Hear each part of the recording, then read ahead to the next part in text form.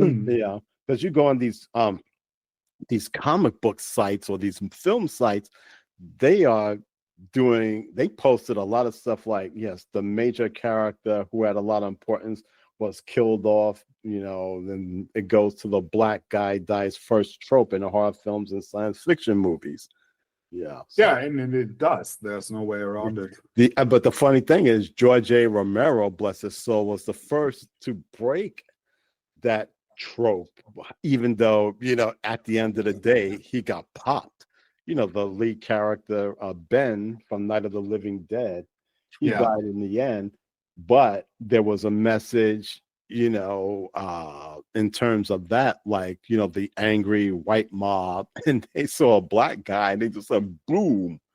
And that metaphor, even though whether or not it was intentional, was helped propel the movie to more a monumental, if not modest, success.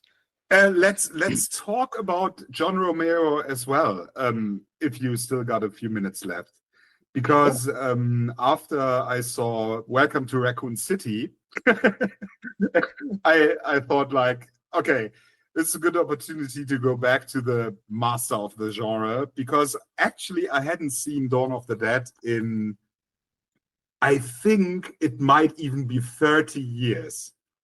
Yeah, wow. I had seen Night of the Living Dead several times over the years, so that, I would be due for a rewatch as well. But I still, I'm kind of familiar with Night of the Living Dead. And I agree, it's a very, very good movie. And just what you said, the social commentary, I think it would be intentional on Romero's end as well, because in Dawn of the Living Dead, as it was originally called, Dawn of the Dead, the topic is there as well, right? In the beginning, when there's this, what is it? Some kind of police squad unit is storming a building. Oh yeah, the big, like, Italian-looking guy. He looks like fucking Mario from. Yeah, and he's like he's like Stormfront in The Boys season 2. When she's going through that building. Yeah, that's a classic.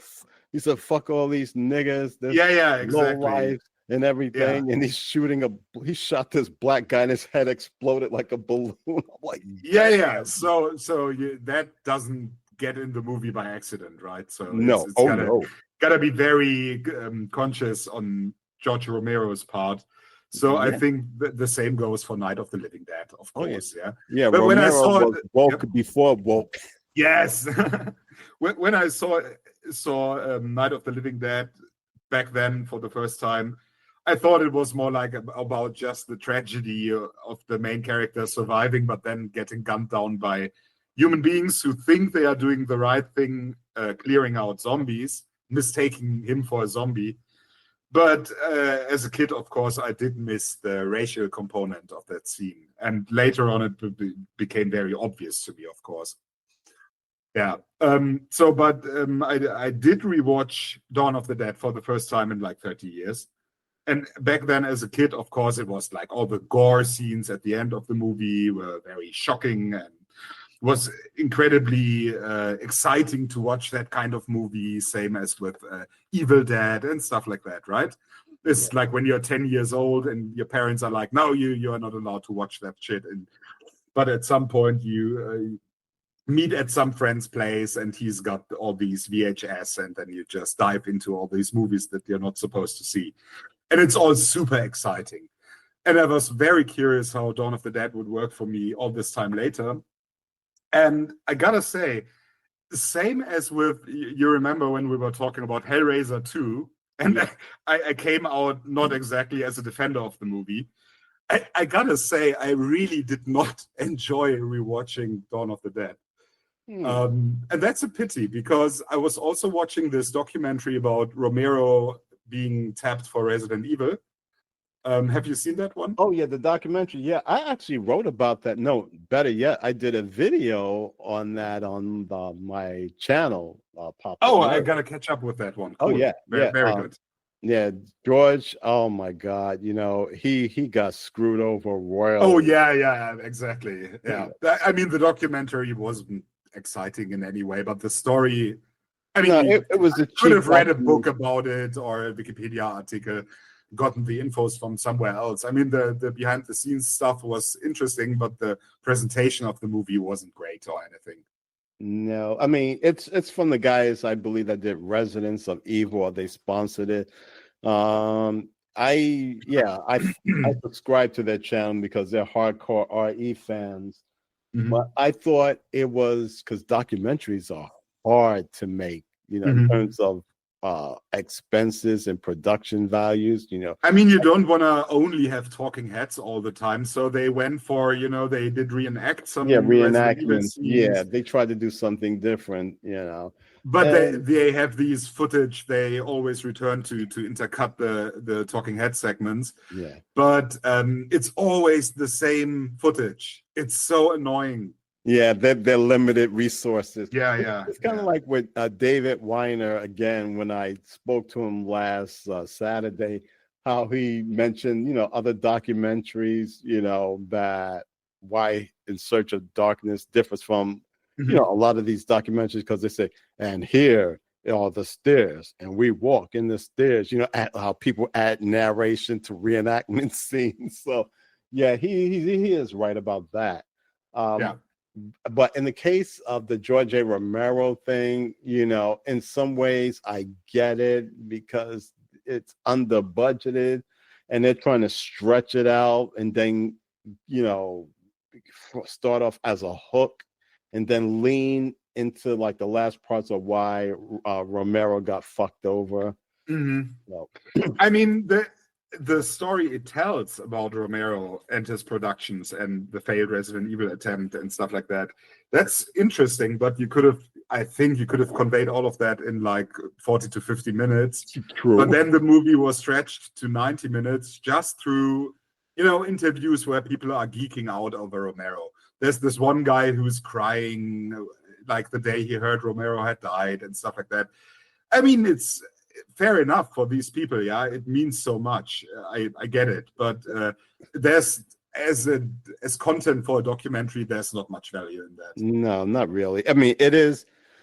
If I would have invested money into it, I would be pissed off. But other resources where you can find it, Yeah. It's something that it was interesting, but not worth shelling out $50 or whatever amount. But what was really interesting, and I was referencing that earlier, was the Bernd Eichinger quote about Resident Evil. And like, it's not verbatim, but he was saying something along the lines of, I'm done with violent movies. I'm over super violent movies. I don't want this adaptation to be super violent. And it's like, dude, that's Resident Evil. What the fuck are you talking about? Yeah, I think I did. Hold on. What is that? What a weird guy. It's like buying Resident Evil to produce a movie, adapt the game, and then he's like, nah, but it can't be violent. It's like, oh, come on. Yeah, originally he wanted it to be PG-13. Yeah. Paul Anderson, W. Anderson, don't get it confused with the other character. I mean, the filmmaker. To his credit, I believe he fought against that. He wanted to have a R rating. I mean, just like he should have had given Mortal Kombat an R rating as well. Absolutely, yes. But yeah, I mean, even though the movie underperformed in some certain ways, still, at least it was R-rated, trying to be true to the formula, to the premise, so. Yeah. But, so in the end, it's like, probably would have been more interesting if Romero had done it, the Resident Evil movie, of course. Yeah, it would have. Yeah. I mean, from the script, there was some things that could have been implemented much better. Yeah. But according to what what was on the script, and some people that read the script, they was like, well, this definitely seems like a more approach or homage to the original source material. So, I mean, it depends on who you ask. Me, I think in some parts it kind of deviates from the games. Like Chris Redfield is a Native American. Yeah, I know the name Redfield sounds like a Native American last name, surname, whatever. I mean, I wouldn't know why you shouldn't like change his character like that. Why not? I mean, Yeah, well, I uh, mean, maybe I'm I a mean, purist. yeah, he wasn't that in the original, and you can do it No, like in the original. That's fine. I just don't see a huge problem yeah, like and changing characters like that. Jill Valentine, she's half white and half Japanese. The character itself. Just like Solid Snake is half Japanese. Capcom and Konami, they want to have this type of cultural ownership Yeah. in terms of like their famous or signature characters. Was the actress, the Jill actress in the original Resident Evil cutscenes, was she half Asian? I don't think so. Well, in the I mean, the which original, one? Oh, well, the in game, the second one, oh, in the game, Jill, the yeah, very first game. yeah, the very first In game. 96, like the intro sequence when you get all the character intros, and the Yeah, game is like her name is Inez. Albert Wesker. Yeah, her name is called. I think her name was credited as Inez or Inez, but I think she is. Oh, not Scandinavian. She is probably European, no doubt. She's Yeah, I definitely thought European. so. I don't know, but I Yeah, thought so. I mean, and the funny thing is, they don't know about her whereabouts. It's like because I guess Resident of Evil is trying to get in touch with her for an interview. Like they did with the original voice actors as well as the actors that appeared in that cutscene. Yeah. I saw that on YouTube. Yeah, Resident of Evil. And I don't know, it's like she's in hiding, like she's so embarrassed of the she's like, Joseph. The funny thing is, I did like that intro, as cheesy as it was, because that build up with that music, and it says Chris Redfield, Barry Burton. It's funny. Evil. It's really funny. Yeah, and it kind of, Resident Evil to me back then, I would say it's like Night of the Living Dead meets the X-Files with a modicum of G.I. Joe, because of the paramilitary aspect, and Umbrella being this shadowy paramilitary corporation, like a terrorist. Well, they practically are terrorists. They're bioterrorists, a bioterrorist organization, good versus evil, no pun intended. Resident Evil was like a cultural phenomenon. I didn't expect it to be that good, again, despite its minor flaws. But yeah, it made me a big fan to this very day, despite how a few games and films, kind of pissed on the franchise. But it's the same with everything else you love, like you see a superhero movie or like Iron Man 3. I didn't care for that, and I was a big Iron Man fan. G.I. Joe Rise of Cobra sucked tremendously. So did Snake Eyes, G.I. Joe Origins. And you have like cheesy Captain America films from the 90s and the Fantastic Four, like the 2015 version. You're always going to be disappointed, but for those that had a decent effort, I could appreciate it.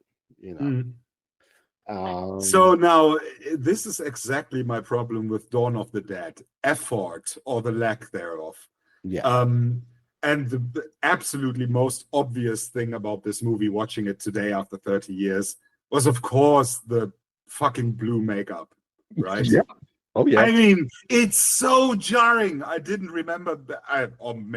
I guess as a kid, I didn't even find it that jarring. Maybe it was because of watching it on VHS and the image being way more grisly anyway. And but now in a very nice HD transfer, and and then I read up on it, and it was like Tom Savini originally wanted to apply rather gray looking makeup, but it was like the particular camera lens they used combined with the particular lightning conditions in the mall. Mm-hmm. So in the end, the gray came out as more blue on film. Yeah, there was Smurf zombies. Yeah, and so there's two problems with that. It's like the color, this intense blue is weird. Like, of course, you can think of, the blood isn't circulating anymore, so the skin turns a bit bluish.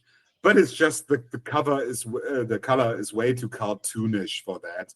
It's too intense. Same with the blood. And I read that Tom Savini and Romero discussed the blood color, and Savini wasn't happy because he thought it was too bright. And Romero said, that's fine because the movie has this more cartoonish aspect to it anyway. And that cartoonish aspect for me mainly comes because of, there's so much that where you see there's not much effort being put into it. And I guess most of the time that comes down to time and budget constraints, not necessarily to incompetence, but it's like the direction of the zombie extras is awful. It's like it's friends and family. I get it, right? It's low budget, fine, but they're not putting any effort in this. It's like the way they move. It's just. And I'm saying this all not just in a way like, oh, I love Train to Busan, and that's great. I know that's or the remake of Dawn of the Dead. Exactly. That's modern stuff. That's expansive stuff. I'm not comparing it to those. That would be unfair. Right. You gotta compare to these movies. Time that's budget. Yeah, exactly. So. Because I was wondering, I was so put off by Dawn of the Dead, right? And the zombies aren't threatening at all. They look ridiculous. The makeup is bad, etc., etc. I was thinking, let's compare this to one other movie of exactly the same time, approximately the same budget. So I rewatched the Lucio Fulci Zombie 2. Oh, right? yes. And I watched that like 2 days ago. And I was absolutely floored by how much better this movie is compared to Dawn of the Dead. Yes, I always said that. It's so much better. It's insane. It's and Dawn of the Dead has better. This reputation as being the zombie masterpiece. And it's everything about these two movies. For example, the setting. We were just talking about moldiness, right? How the Resident Evil remake is more intense because all is more rotten and come down. And Dawn of the Dead in the mall, in the bright lights, electric lights all the time. It's just a very sterile environment. Especially the back rooms where they make their shelter next to the ladder leading up to the and let's not forget throwing pies in the face of zombies. Yeah. And the goofy goblin soundtrack and stuff like that. The goblin stuff. I mean, the intro theme was cool. That boom, boom, boom, boom. Yeah. And it goes ding, ding, ding. That was scary. But the rest of the soundtrack was horrible. And it's the Goblin soundtrack is only for the European version, right? It made its way into the American version. Oh, okay. Oh, yeah. Because I mean, the music itself is fine. I like this 70s style rock prog rock. Yeah, it's cool. I like Goblin, but it's completely ill-fitting for zombie horror. I mean, come on. Well, falsely, he destroyed. What's next? Are we gonna play some Yes or Jethro Tull as well?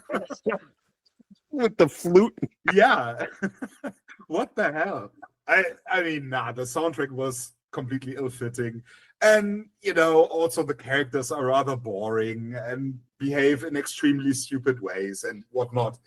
And it's boring to look at. It's not scary. And I guess the social critique is interesting, but I didn't get anything else from it. No, it wasn't as powerful as the first Night of the Living Dead in terms of social commentary. But Zombie 2 is so exciting. It has interesting shot compositions all the way through. I was surprised, watching this. I think it cost 1/3 of Dawn of the Dead, actually. Pretty much. It was extremely cheap, but it has all these very cool, interesting shot compositions. Like camera movement is very interesting. The blocking, like oftentimes Fulci does this thing where you start in one corner of the room, and then a slow camera movement reveals something else about the place, and then zooms into something. And, it's just very dynamic. And of course, the island setting has all this moldy quality to it, with a come-down church and the huts and the jungle, very moist, very damp. It's very, it's really breathing and living or unliving, undead, whatever, compared to the mall in Dawn of the Dead, which is just so sterile, and the shot composition is so lame and uninspired. Yeah. And I was really feeling like Fulci, I mean, I could be off. I'm not very familiar with either of these people's work other than these zombie movies.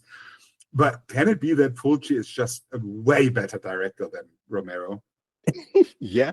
Well, you know what? The purists will come after you with pitchforks, but I kind of agree, because when you look at The Beyond, as well as Gates of Hell and The House by the Cemetery, I need to catch up with those. Zombie I don't know 2. There is a lot of shock. There is this nice build-up. It's suspenseful. It's foreboding. It's really atmospheric. I mean, look, when I saw Zombie as a kid, I had nightmares on end. That shit was pure nightmare fuel. It scared the shit out of me. And the gore is way better than in Dawn of the Dead. And the zombie makeup is way better. Yeah. It's so much better. It's not even a comparison. I mean, it costs less than Dawn of the Dead. Yeah. I mean, some people refer to those zombies as clay pot zombies, but the makeup was effective nonetheless. And actually, those zombies, the look of those zombies inspired Shinji Mikami when he did Resident Evil. He doesn't get enough credit, because he says, he writes zombie off as too gory. Well, fuck. I mean, look, the Resident Evil franchise itself is gory. So he kind of contradicted himself on that one. But when you see that scene with the first zombie encounter from the first Resident Evil game, where he's munching on Kenneth, the black man dies first trope. And his head turns, it's very similar to Fulci's Zombies. Yes. Rotting, decaying, bald. They actually, in Welcome to Raccoon City, they did a one-to-one translation of that shot, right? They incorporated it. But it didn't have any effect, because it's not the first zombie we see. The pacing issue. But anyway, the clay zombies in Zombie are only the ones who have been dead long, right? The conquistadors. The fresh zombies look properly horrifying. I mean, the what I also love about the film is, it has this cheesy, iconic meme fodder moments like Zombie versus Shark. But the soundtrack, the synth soundtrack, adds so much sizzle to the film. It's really easy compared to Goblin, Yeah, it's very downbeat, it's dour, it's depressing. I mean, there's some fucked up scenes where Susan, she's in a catatonic state, and the zombie, the poster boy, I call him, one with worm eyes. Worm Eye versus Stalk Eye. He just rises up, and she's staring at him because she's so shocked, and he just goes for the throat, literally. Yeah, that was one moment where I was like, lady, why won't you leave? But I guess she's just in shock. Yeah, she was in a catatonic state. And the equally tragic is her boyfriend. What's his fucking name? I don't know, Alex, whatever. He tries to, when she rises up, and he's like, Susan, and he doesn't move. He's also in a state of shock. Yeah, and he lets the her same. He lets her bite him, dumbass. And then he says, shoot her. I would have been like, oh shit, she's fucking dead, and she came back. I would, did what any guy with common sense would have shot her. It's these moments that are always a bit annoying in zombie films, because you would think like your survival instincts would have kicked in at this point. Yeah, I know, like she's gonna say, Like she's gonna do a Marvel Comics explanation. Well, I was bit, but like The Last of Us, Ellie, I build an immune response and I'm okay. No, that bitch came back as a zombie and he's just standing there and she's and he ends up turning into one, which is fucked up because they locked him in the barge and he's banging on the door. There was so much uncertainty. And to me, this is the funny thing. When I saw this in the theater as a kid, with the radio announcer, he's like, they're all over from Brooklyn to Queens to Harlem. And I'm like, oh, I heard a lot of black people in the theater like, oh, shit.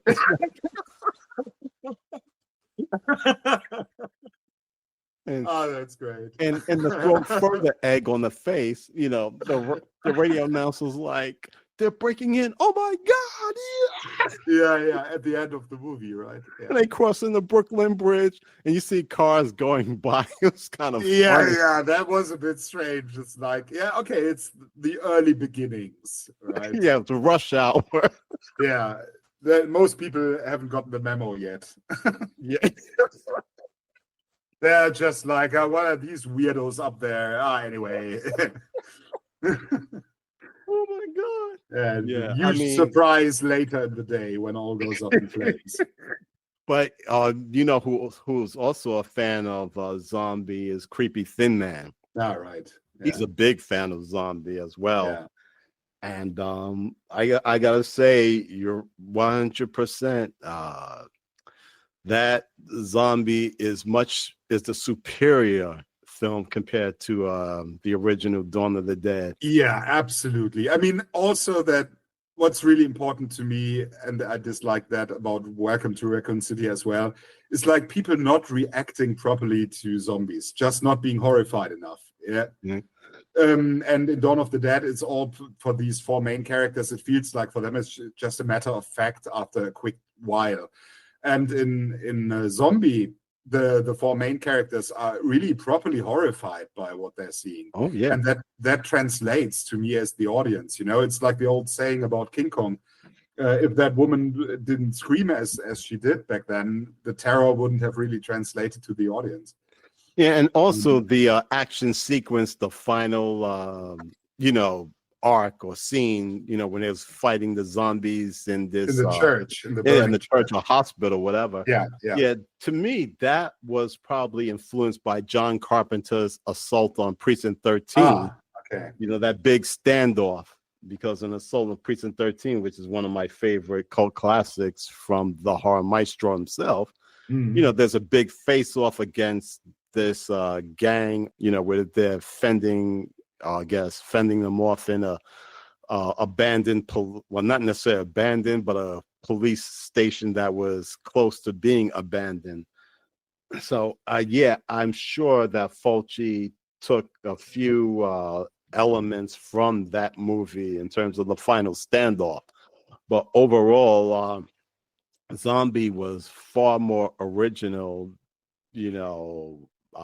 and not even though it's coined as a sequel to Dawn of the Dead, it's a different beast altogether. Yeah, I think Fulci even wanted to stop that, right? But the producer was more powerful and, decided that, we're going to market this as Dawn of the Dead 2, basically. Yeah, so they could capitalize off of, which...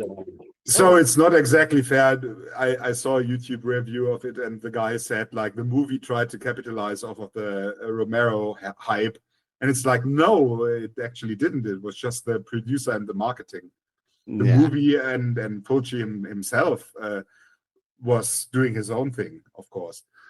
And there's just so much to like and enjoy and appreciate about the film. And to me, I mean, the shark scene is really incredible. It's not just a thing you don't see in other zombie movies. Yeah, it's not just original. It's also incredibly well realized. Like the underwater makeup sticks, right? The zombie looks good. Yeah, they got a real shark. I think they real sedated shark. It heavily, and And then also even the way the scene begins, right, with Susan, boobies, when she's getting ready to dive on the boat. The skinny, It's almost and, skinny. and the camera is just staying on her boobies for like 30 seconds. Yep, And then that's it cuts Smokey. back to the other guys on the boat who are like looking, and it's just this really funny moment. Yeah, and you're like, man, that woman is fucking gorgeous. That's incredible. yeah, and she got killed in the end. Yeah. Well, yeah, But then she goes diving and the tension is building, something is gonna happen. Then the shark appears, then the zombie appears, and she gets out of the water and is properly terrified. Get me out of here. yeah, she's like, there's a man down there. There's a man down there. And he's like, a man? Like, what the fuck is going on? A man. Yeah. Well, that was interesting. I mean, to me, it's fantastic scene. It's really. the most memorable scene to me, of course, was the infamous Paola who got an eye gouge. Oh yeah. Which in some ways I'm critical of that scene because she puts her face right to the door. Yeah, she's stupid. And zombie grabs her head. Really stupid. Why couldn't she move the splinter? She just lets him pulls her eye right into that big splinter, and they showed it. And I'm like, oh my! And then the following scene where she's laid out like a buffet for the zombies. Yeah. The four of them. Oh, that's such a gruesome image, and that and the music definitely didn't help much with that. What with the gore in Dawn of the Dead in the final few minutes also being kind of good, right? When the bikers are being munched on by the zombies. That's fair, but that image of, the woman lying there surrounded by 4 zombies in the Fulci movie with that music so much more horrifying. It's scary. I was watching the movie and I was actually disturbed. Like, I knew what was gonna happen, and it's this goofy Italian zombie movie from the late 70s, but I was really actually disturbed by several scenes in Zombie 2. Yeah, it still has this gut punch quality to it. Like when the violence happens, it really hits. So, Fulci, he did not spare it. I mean, the film got an X rating everywhere. It's definitely wasn't rated R. It was hard X because of the violent content. Yeah, rightfully so, I guess. Yeah. But, and I really enjoyed this. And the way I had to watch it, because I didn't find it any other way, was there's a pretty solid copy on YouTube, actually, the full movie. And then I found out there's a 4K version of Zombie out. Oh yeah, but it's costly, but I think I'm gonna get it. Yeah, I would say definitely worth it. And I mean, for anyone out there listening, it should still be available to stream on Shudder. Definitely one of the superior top 5 zombie films. Everybody says 28 Days Later. Well, I mean, look, it's a bunch of guys running around rabid, their eyes red. This was true horror. I think I agree that the Fulci movie is more disturbing than 28 Days Later. Yeah. I mean, I like that's the proper word, right? It's really it's disturbing, it's ugly, and you feel like taking a shower afterwards. It gets to you in that way. Yeah. I mean, but like I said, and unfortunately, a lot of the actors passed away, including Tisa Farrow, who plays Ann Bowles, the main antagonist. She died, I think, last year. Yeah. And I was in shock. I mean, I guess she still seemed like in the 60s, but she died in her sleep. I did an obit, of course. I mean, because that she wasn't. After that, she didn't appear in many films. Her sister Mia Farrow was the more popular one because she was in Rosemary's Baby. Oh, right. She's her sister. Okay. Yeah. But Tisa, I thought she did a great job, for a low budget Italian shocker. one of her most iconic lines is like, "I feel dead in myself." Because of all the shit that happened, she's no longer, I guess, herself. It's like some type of new revelation. She's still in a state of shock after all the events and the shit that went down. So also one final comparison between Dawn of the Dead and Zombie. Like the Dawn of the Dead, of course, is very much appreciated for its subtext, right? The critique of consumerism, the critique of institutional racist violence, and inspired Resident Evil 2. Of course, yeah. I mean, the Resident Evil guys are very open about with the police officer Leon and the priest. Admiring the Romero movies. So this kind of subtext or even text in some occasions, I don't think people value Zombie in the same way, but then again, Zombie does have some subtext to it. On the one hand, it's about the hubris of the white doctor who says like there has to be an explanation and I gotta find it, and he stays there and eventually he gets his wife killed because he dies too. He dies too because he's so obsessed with figuring this out his way, the rational way. So the voodoo superstition, it's just superstition. Exactly. Yeah, there's this kind of hubris, like the cultured white man who thinks he knows better. And then also, I mean, just the thing about conquistadors coming back from the grave, right? Right. Like to harm the ones living today in post-colonial times. But of course, the effects of colonialism are still felt all across the world. Brilliant.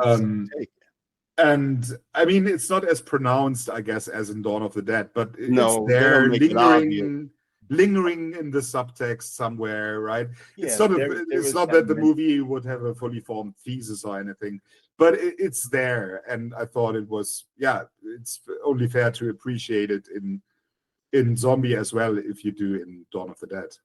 Oh yeah, the Spanish conquistadors and the Haitians, so the populace of that island of Matu, which the movie was actually filmed in the Dominican Republic. But with Fulci's legacy, unfortunately, he was too ill to film a Zombie 3, as it's called, where it gets even more ridiculous, like zombies running, kind of like what's that? Return of the Living Dead, running and doing karate on.